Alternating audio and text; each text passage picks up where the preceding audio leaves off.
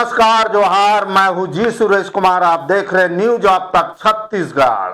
नक्सलियों के खिलाफ छत्तीसगढ़ में अब तक का सबसे बड़ा इनकाउंटर। कांकेर के कलपर पहाड़ी पर 4.5 घंटे चली मुठभेड़, जिसमें 29 नक्सलाइट मारे गए। विदित हो कि अब तक चलाए जा रहे नक्सल ऑपरेशन में सबसे बड़ी सफलता हमारे जवानों को हाथ लगी। इससे पूर्व 21 अक्टूबर 2023 को पुलिस ने कोयलीबेड़ा में 2 नक्सली मार गिराए थे। 25 फरवरी को फिर कोयलीबेड़ा के हुरतरई मुठभेड़ में 3 नक्सली ढेर हुए थे। वही 16 मार्च को ककनार मुठभेड़ में 8 लाख का इनामी नक्सली राजू ढेर हुआ। उसी प्रकार 16 अप्रैल को कांकेर में 8-8 लाख रुपए के 2 इनामी नक्सली मारे गए। कांकेर के छोटे बेड़िया थाना क्षेत्र में सुरक्षा बल से मुठभेड़ में 29 नक्सली मारे गए। इस मुठभेड़ में 3 जवान घायल हुए, जिनकी हालत खतरे से बाहर बताई गई। अभी तक 1200 मिलने की खबर है। पुलिस ने 29 नक्सलियों की मौत की पुष्टि की है। बस्तर में पहली बार मारे गए नक्सलियों से आधा दर्जन से अधिक AK-47 सहित बहुत से दूसरे हथियार बरामद हुए। यह बस्तर में नक्सल मोर्चे पर आज तक की सबसे बड़ी कामयाबी है। सूर्यकांत DRG के जवान के दोनों जांग में गोली लगी। BSF जवान रमेश चंद्रा के घुटने के नीचे गोली लगी। 2 जवान के पैर में गोली आर पार हुई। इलाज में कई विभाग के डॉक्टर एवं अन्य टीम जुटी है। आर्थो सर्जन, ICU केयर की टीम इलाज में तैनात है। दोनों जवान खतरे से बाहर है। अबूझमाड़ की गढ़चिलौरी इलाके में नक्सल कमांडर शंकर राव, ललिता और राजू की मौजूदगी की सूचना आई थी। इसके बाद रणनीति बनाकर सर्चिंग अभियान चला गया। इसमें 29 नक्सली मारे गए। 1 दर्जन नक्सली के शव बरामद कर लिया गया। गृह मंत्री विजय शर्मा ने कामयाबी के लिए सुरक्षा बलों के जवानों को बधाई दी। पुलिस के मुताबिक घटना से 1:30 से 2 बजे के बीच है। मंगलवार को कांकेर के छोटे बेड़िया थाना क्षेत्र के बीना गुंडा और कोरानार के बीच हापा टोला के जंगल में बड़ी मुठभेड़ हुई। इस मुठभेड़ में टॉप नक्सल कमांडर शंकर राव के मारे जाने की भी खबर है। शंकर राव पर 25 लाख का इनाम है। कुछ सूत्रों का कहना है कि मारे गए नक्सलियों की संख्या और बढ़ सकती है। सर्चिंग टीम के लौटने का इंतजार किया जा रहा है। बताया गया है कि सर्चिंग अभियान चल रहा है। मुठभेड़ में 3 जवान घायल हो गए। इनमें से 1 BSF का इंस्पेक्टर और 2 DRG के जवान हैं। घायल जवानों की स्थिति सामान्य और खतरे से बाहर बताई जा रही। वहीं प्रदेश के मुख्यमंत्री विष्णुदेव साय जी ने इस बड़ी कामयाबी की सफलता पर जवानों की हौसला अफजाई की। घायलों को अस्पताल में लाया जा रहा है।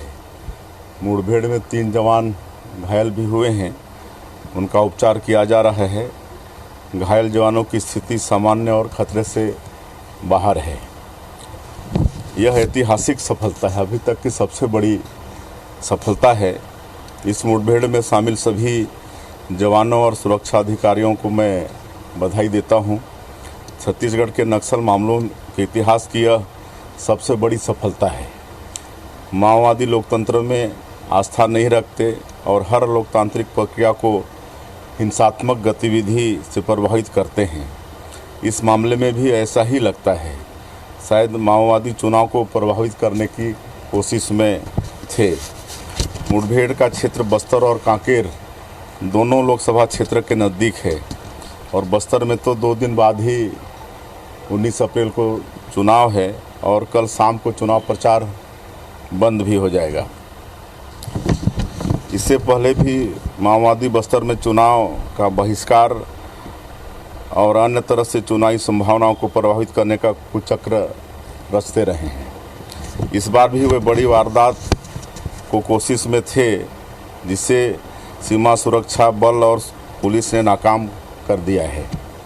हमारी सरकार माओवादी आतंकवाद से प्रभावित क्षेत्र में नियत नेलानार योजना के माध्यम से विकास सुनिश्चित किए हैं। ये अपनी जब अभी सरकार बनी है तब ये नियत नेलानार मतलब आपका अच्छा गांव।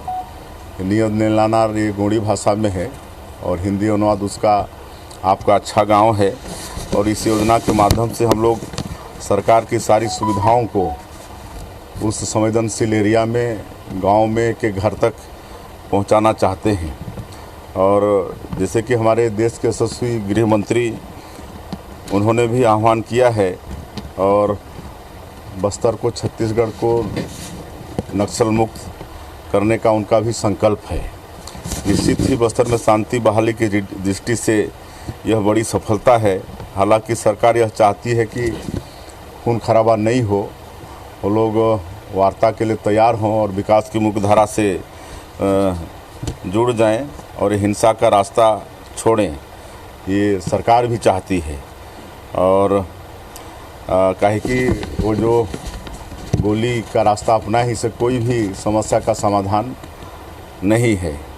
मैं पुनः एक बार फिर से सीमा सुरक्षा बल और डीआरजी के सभी जवानों को उनके साहस के लिए नमन करता हूं और उनको मैं बधाई भी देता हूं। 8:30 बजे सर पूर्व सीएम की एक प्रेस कॉन्फ्रेंस थी भूपेश बघेल जी, वो बोल रहे हैं भाजपा के समय ऐसा फर्जी एनकाउंटर होते रहे, सर्जिकल स्ट्राइक को भी सबूत मांगे गए थे, पुलवामा को भी चुनाव से जोड़ दिया गया था। पूरे इसको उनके बयान को कैसे देखते हैं? देखिए, हर चीज़ में इनको प्रश्न चिन्ह खड़ा नहीं करना चाहिए।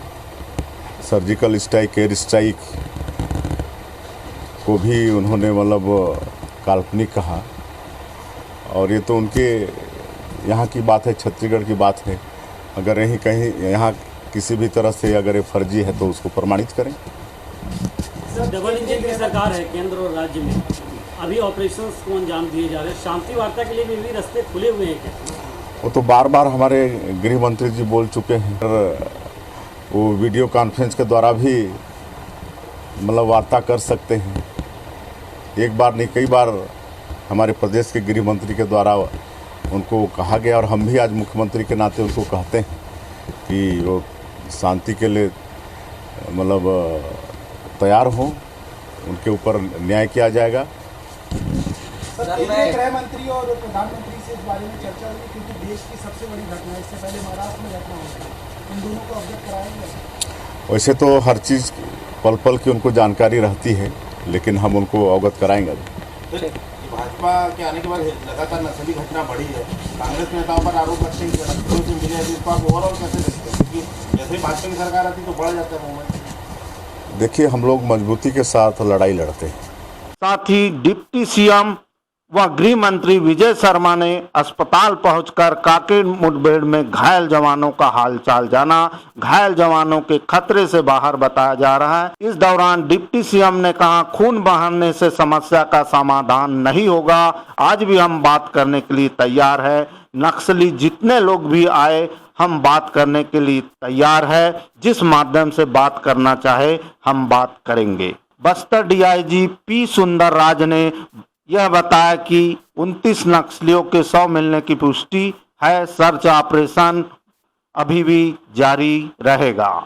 कांकर के थाना छोटेपेटी क्षेत्र अंतर्गत बिनागोंडा कोरगुटा इलाके में प्रतिबंधित एवं गैरकानूनी सीपीएम महोदय संगठन की सीनियर डीबीसी कैडर्स का उपस्थिति का आसूचना पर डीआरजी कांकर एवं बीएसएफ के बल अभियान के लिए रवाना किए गए थे।